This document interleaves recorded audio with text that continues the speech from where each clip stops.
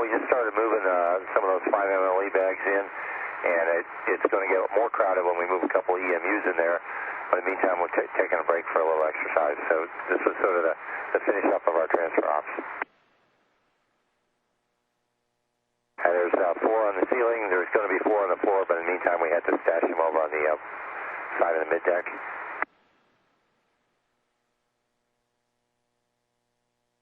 And of course, this morning I packed up and moved over to the shuttle. I moved a few things early, but the final move was this morning, and it was a very strange feeling to leave my home for 4 months and head over to the shuttle, but I'm happy to be here and be on my way home.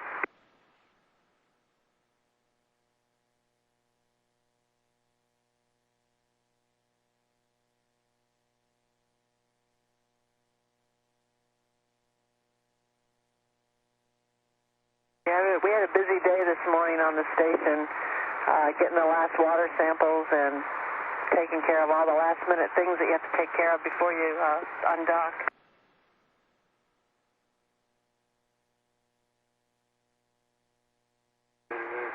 There's Space Station Commander Mike Fink chasing me around out of his station for stealing one of his cameras or something, I'm not sure.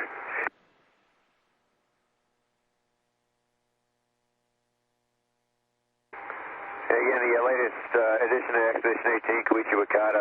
We hate to see him go, but we know he's going to be doing some good work for Expedition 18. He's a good crew member for STS119, and we appreciate all the hard work he put into this mission for us.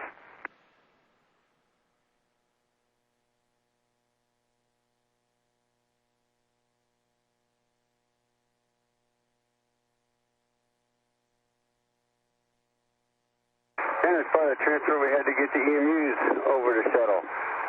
So we put them first into the mid-deck so we could close the hatch, and then after the hatches were all closed, we put them back in the airlock.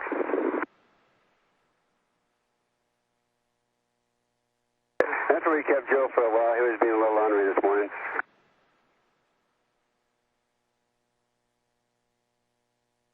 This is Brew and I bringing in the other spacesuit that we're bringing back. We brought 2 sets up the station with us, used them, and then kind of reconfigured a way for us to swap out hardware and keep good material up at the space station working when those guys go out to do a stage EVA.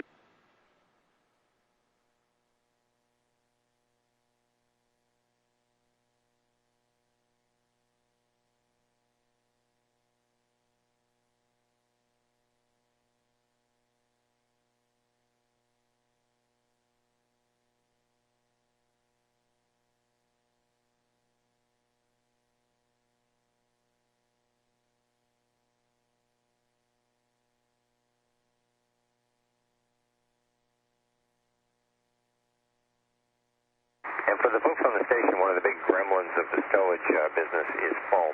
And it accumulates, so whether it be big chunks or just bubble wrapped Ziplocs and stuff like that. So we took 2 stuffed Genesis stowage bags of foam home with us.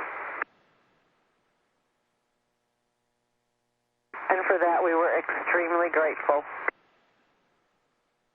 And Koichi this morning did some water sampling. As you know, the distillation assembly came up with 119, and we installed it, got it running, and Mike had dumped some urine into the system for processing that we had stored from some of the tanks we use in the Russian toilet, and Koichi was taking samples of the processed urine, working very busily while I was continuing to pack up and get ready to go. The test where I lived, there was sort of my crew quarters and my office and my little home while I was on board.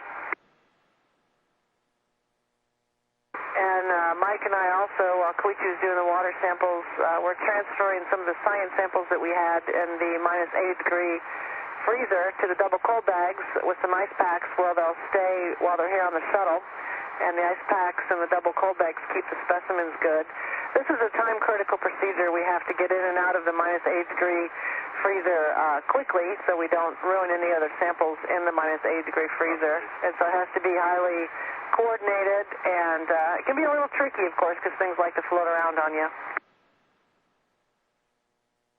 And the -8-degree freezer's in the GEM, the Japanese module, where Swanee is showing us his wonderful flying tricks.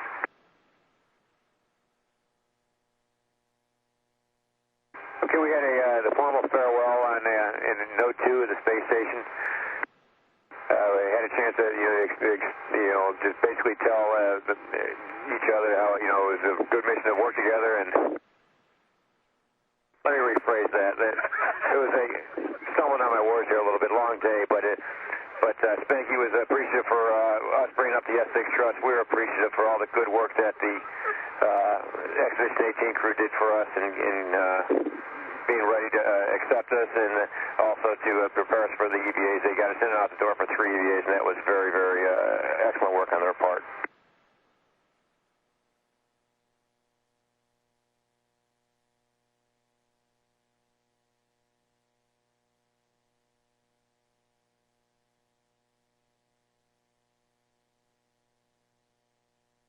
Okay, after the farewells, it was time to then break down the connections in between the orbiter and the International Space Station. Here's this, the Anaconda duct, as we call it, the mid-deck duct, and we had to pull that out. This is a duct that actually sucks the CO2 out of, or the air out of the orbiter and brings it back in towards the seizure for processing.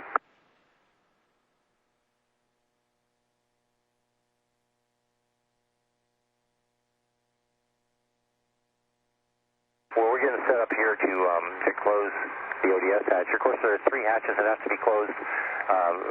Working from the shuttle outward, it's the ODS hatch, the APAS hatch, androgynous peripheral attach system, that's APAS, and then the node 2 forward hatch between the node 2 and the PMA.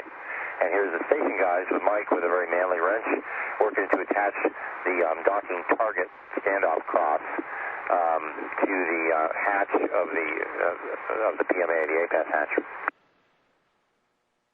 And here we are saying our final goodbyes through the hatch. And you can see the docking lights there that we've just set up as well.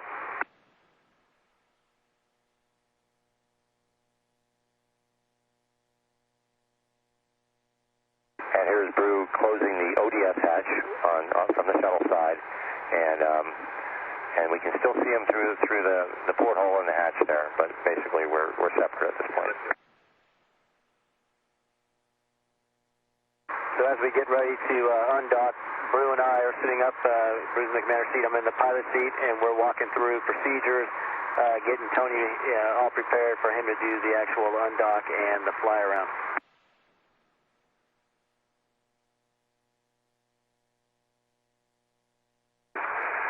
Ricky and we were working, we're working on the APDS system, which is the docking system, getting ready for the undocking.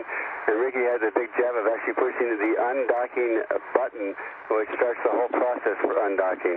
And he did it quite well today.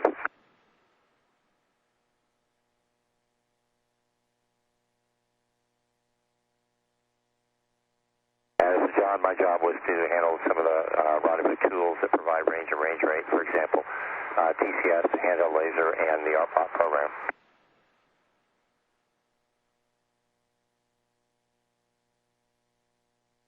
The way the busy cockpit as it is for the rendezvous, and